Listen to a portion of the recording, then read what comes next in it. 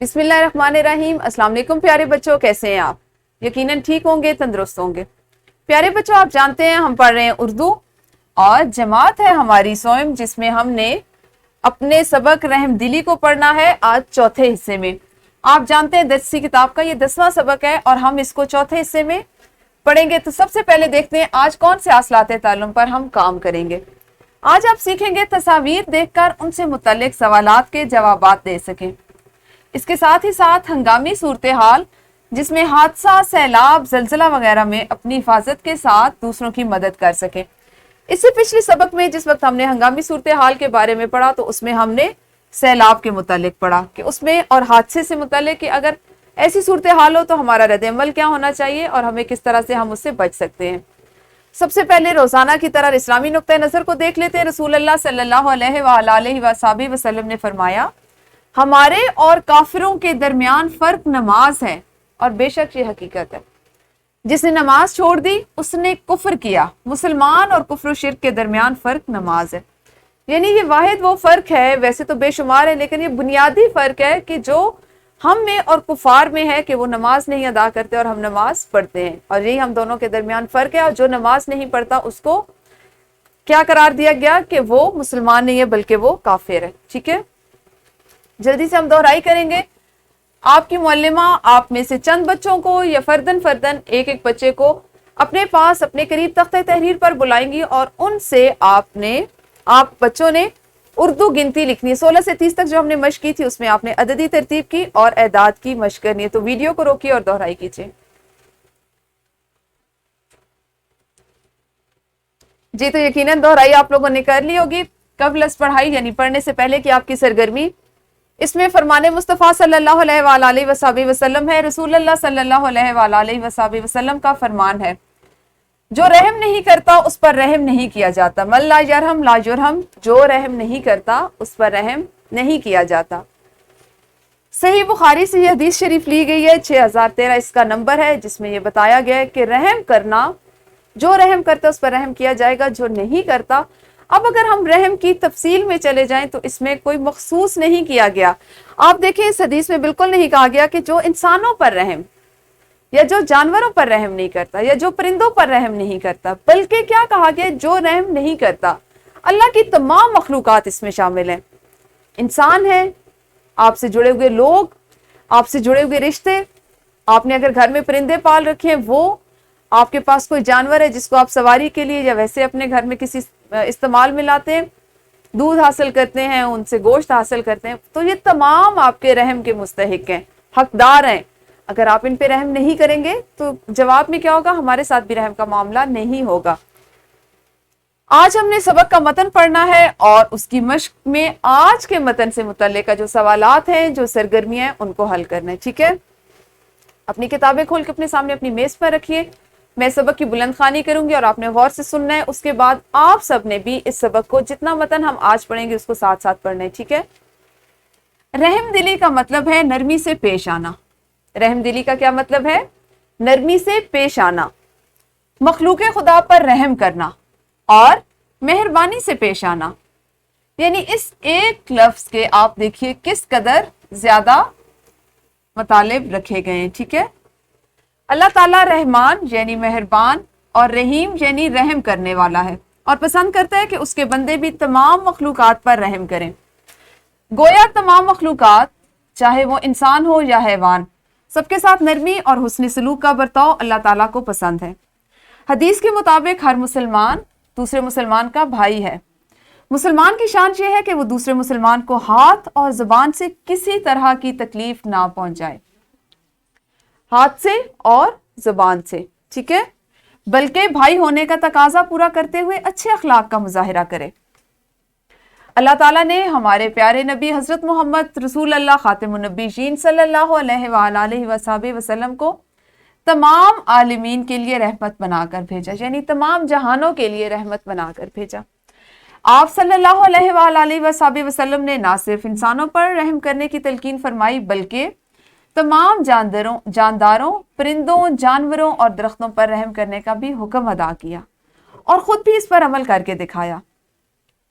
ग़ज़वा बदर के मौका पर मुसलमान चंद काफिरों को कैदी बनाकर मदीना ले आए, یہ وہ لوگ تھے جو مسلمانوں کو تنگ کرتے تھے اور انہی کی تکالیف سے تنگ آ کر مسلمان مکہ مکرمہ چھوڑنے پر مجبور ہو گئے تھے۔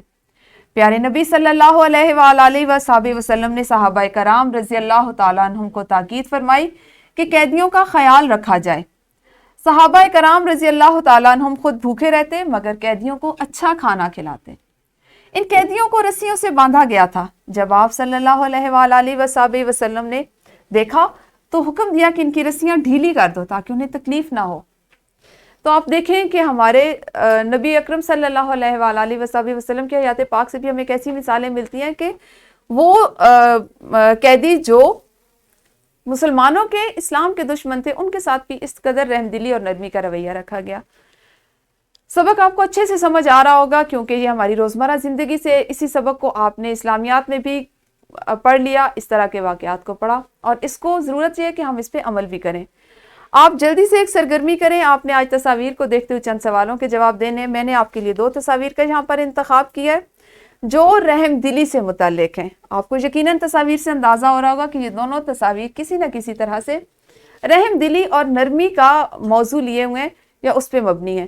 آپ نے کیا کرنا ہے کہ ویڈیو کو یہیں پہ روکنا ہے اور ان تصاویر کو کم از کم 3 جملوں میں بیان کرنا ہے جس میں ان تصاویر میں پوشیدہ رحم دلی کا جو عنصر ہے وہ واضح ہو۔ جی تو انفرادی سرگرمی ہو گئی آپ کی، مشق کر لیتے ہیں۔ مشق کا سوال نمبر 1 جس میں ہر طالب علم نے زبانی جواب دینا ہے، تو آپ کی معلمہ اس کو آپ کو زبانی اس کی مشق کروائیں گی۔ سوال نمبر 2، سبق کو مد نظر رکھتے ہوئے درست جواب کا انتخاب کریں اور متعلقہ دائرے کو نیلے قلم سے بھریں۔ اس میں آپ کے ابتدائی 3 جزوات شامل ہیں کیونکہ یہی ہمارے آج کے متن سے متعلق تھے۔ سوال نمبر 3، سبق کے تناظر میں درج ذیل سوالات کے مختصر جوابات لکھیے۔ اللہ تعالیٰ نے رحم و کرم کا نمونہ بنا کر کسی دنیا میں بھیجا، اور سبق میں موجود حدیث مبارکہ اور اس کا ترجمہ خوش خط تحریر کرے۔ اللہ تعالیٰ کے کون سے اسماء رحم کی صفت کو ظاہر کرتے ہیں؟ صحابہ کرام رضی اللہ تعالیٰ عنہم نے قیدیوں سے کیسا سلوک کیا؟ اس کے بعد آپ نے اپنے سبق کے آغاز میں، آج ہم بات کر رہے تھے کہ مختلف طرح کی جو ہنگامی صورتحال ہوتی ہے اس میں بچاؤ کا کیا اور حفاظتی تدابیر آپ کون سی اختیار کر سکتے ہیں۔ آج ہم اسی پہ بات کر لیتے ہیں کہ زلزلہ خدا نہ خواستہ اگر آ جائے تو زلزلے کی صورت میں درج ذیل احتیاطی تدابیر اختیار کریں۔ مثلا اگر آپ گھر سے باہر ہیں تو بجلی کی تاروں، کھمبوں اور درختوں سے دور رہیں۔ گھروں اور عمارتوں سے دور کھلے علاقوں کی جانب چلے جائیں۔ اگر آپ گھر کے اندر موجود ہیں تو شیشے کی کھڑکیوں، دروازوں سے دور رہیں۔ کسی ایسی جگہ پر مت کھڑے ہوں جہاں آپ پر کسی چیز کے گرنے کا اندیشہ ہو۔ اگر آپ اسکول، کالج یا کسی آفس میں موجود ہیں تو مقامی انتظامیہ کی ہدایات پر عمل کریں۔ تو یہ وہ باتیں ہیں کہ جب زلزلہ آنے کی صورت میں جو آپ کو پتہ ہونی چاہیے۔ آپ جس جگہ پر ہیں سب سے پہلی اور بنیادی چیز کہ آپ اسی جگہ پر بیٹھ جائیں۔ بھاگنے کی ضرورت نہیں ہے کیونکہ بھاگنے کی صورت میں جب آپ حواس باختہ ہو کر بھاگتے ہیں تو گر کر چوٹ لگنے کا مزید اندیشہ ہوتا ہے، خطرہ ہوتا ہے، ٹھیک ہے۔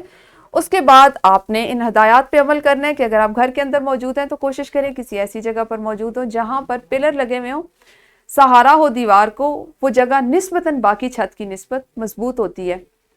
آپ کھڑکیوں اور دروازوں سے دور رہیں، شیشہ جہاں پہ لگا ہوا پنکھے لٹک رہے ہیں ان سے دور رہیں کہ ایسی کوئی چیز نہ ہو جو گرے اور خدا نہ خواستہ آپ کو نقصان پہنچا سکے۔ اسی سے متعلقہ ایک گروہی سرگرمی اب ہم پھر سے کریں گے، وہ یہ ہے کہ آپ نے مناسب گروہوں میں یعنی اپنی جماعت کی تعداد کے مطابق تقسیم ہونا ہے۔ ہر گروہ ایک اقتباس تحریر کرے گا جس میں وہ بتائے کہ ہنگامی صورتحال میں آپ رحم دلی کے کون کون سے کام کر سکتے ہیں۔ انتہائی دلچسپ سرگرمی ہے جس کو آپ نے کرنا ہے، لیکن کرنے کا طریقہ یہ ہے کہ آپ ویڈیو کو روکیں گے اور پھر سرگرمی کریں گے۔ جی یقیناً گروہی سرگرمی مکمل ہو گئی ہوگی آپ کی۔ ورک شیٹ کو کر لیتے ہیں۔ آپ کے لیے چند سوالات لکھے گئے جن کے آپ نے جوابات دینے ہیں۔ مثلا رحم دلی سے کیا مراد ہے؟ مخلوقات پر رحم کرنے کی کیا اہمیت ہے؟ اچھے اخلاق سے کیا مراد ہے؟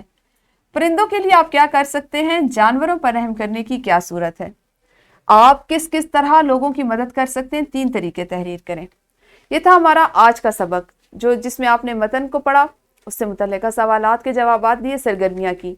اس کے علاوہ ہنگامی صورتحال جس میں زلزلہ آج کا ہمارا ایک اہم آپ کہہ لیں کہ موضوع تھا، اس پہ ہم نے بات کی، اس سے بچاؤ کی اور حفاظتی تدابیر، احتیاطی تدابیر کس طرح اختیار کی جاتی ہیں اس کے بارے میں جانا۔ اس پہ ہی آپ نے گروہی سرگرمی بھی کی، مزید وضاحت ہوگی۔